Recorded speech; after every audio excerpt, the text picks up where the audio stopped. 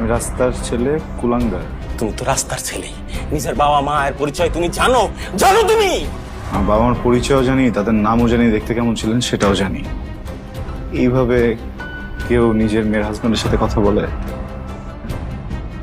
আমার না হয় পরিবার ছিল না, আমি এতিমখানায় বড় হয়েছি। আপনি তো ফ্যামিলির মাঝে বড় হয়েছেন, তাই না? এইভাবে একটাবার আমাকে জিজ্ঞেস করতেন আমি কোন ফ্যামিলি থেকে বিলং করি। হ্যাঁ, আমার বাবা মা ডক্টর ছিলেন। আমার বয়স যখন 5 তখন রোড অ্যাক্সিডেন্টে মারা যান। আমার চাচারা এসে বাড়ি দখল দেয়, বাবা মার সম্পত্তি দখল দেয়। আমার উপর অনেক টর্চার করছিল, তখন আমার পাশের বাড়ির একজন আমাকে এতিমখানায় দিয়ে আসে। তুমি তুমি রাস্তার কুলাঙ্গারি। যদি তা না হইতা আমার মেয়ের এইভাবে বিয়ে করতে পারতা না।